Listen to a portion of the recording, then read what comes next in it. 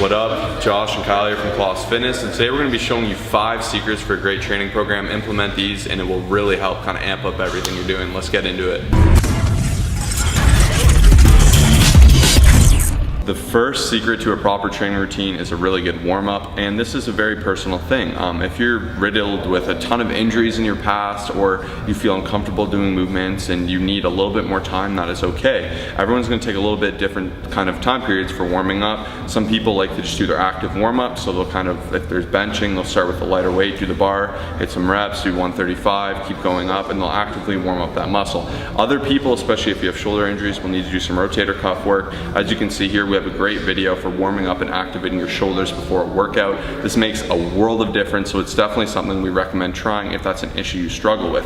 But the key here is to completely just not neglect to warm up. You don't want to just run in, jump up, hit your max, and call it a day. That's not going to be healthy. You can't just walk up. I've seen people literally load 3-4 plates up on the bar, walk up and hit it. That's a little bit brave, and you want to just warm up your muscles, warm up your joints, make sure everything's going, get some blood pumping, and get ready to hit that workout. Number 2 is to start with your compounds. So at the start of your workout, you definitely want to start with your multi-muscle movements, and then you're kind of narrowing into the specifics. So let's use push day as an example.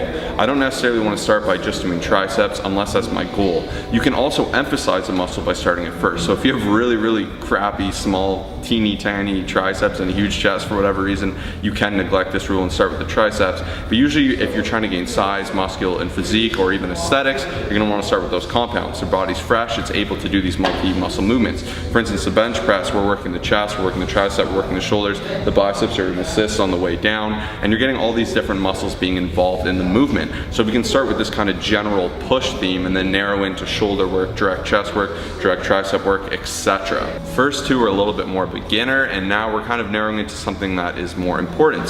So you really need to understand volume. If you want a great training regimen, you have to understand volume, periodization, and peaking. All these are huge mechanisms of an effective plan. If you negate any of the following factors here, you're going to have trouble advancing in your strength and your size. So obviously this is a little bit more complicated. Periodization essentially is just switching your rep schemes, challenging things like that. So usually when I program, I like to have little differences in accessories, but you also want to keep the core mechanisms and movements of a routine so you can advance in them. You don't want to be that person that's switching a routine every week. You're going to run in circles. You're not going to be able to advance and mature in your movements. So you want to make sure you're periodizing your routine effectively. You're switching rep schemes, volume schemes. So for instance, you could have a phase where it's a little bit lower rep. You could be doing 5 by 6, and then you could have a different phase where you're really kind of pushing volume and you're peaking out with that volume.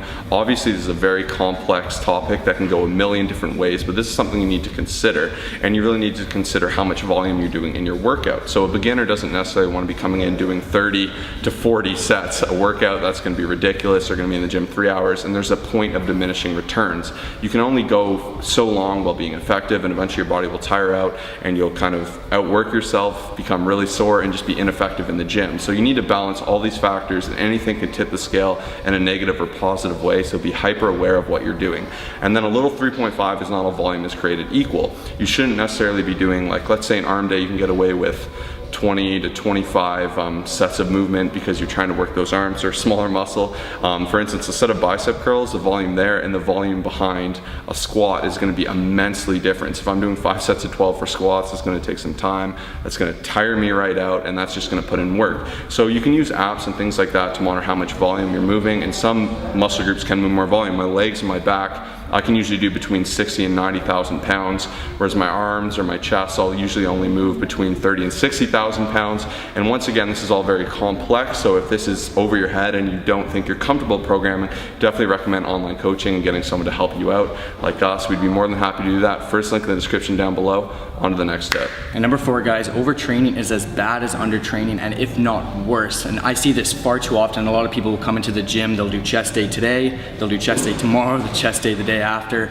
You've really got to build up, and similar to that last tip Josh was talking about, volume is absolutely huge, and this is something you really need to take a look at. You're not going to be able to go in the gym and constantly progress while just overtraining and overstimulating the muscles, doing chest today, chest tomorrow. You know, even a marathoner as an example, he's not going to come into the go outside and do a marathon every single day, just like someone who's performing for a powerlifting meet isn't gonna come in every single day and hit their max reps. So you've got to really utilize proper rest days. You're not gonna be spending 3 hours in the gym. You've got to program accordingly and really make sure that you're progressing and not doing more than you should be doing. And last but not least, I would definitely say this is probably the most important one. Don't skip the small things, because those are the things that are gonna add up the most over time. And a small example of this is just simply skipping leg day. Some people may think it's just one workout of the year, but if you create a habit of it, or if you do it too often, you guys are gonna just have a huge upper body and a small lower body, or something like skipping rear delts. And this is something everyone does. I look at all the program plans, everyone's just always doing a pushing movement, but they're never doing something that targets this little muscle back here, and that's gonna cause you to push your shoulders forward and walk like a, you know, a crazy person. It's not a good look, okay guys? So really pay attention to those small things, such as sleep, such as proper rest like we already said, and just everything, you know, all in itself is gonna make you guys see great results in the gym. So that's it guys. Make sure to click that first link in the description below if you guys wanna sign up for coaching. We guarantee we will help you get to the next level and see great results. And subscribe if you haven't already. Peace out.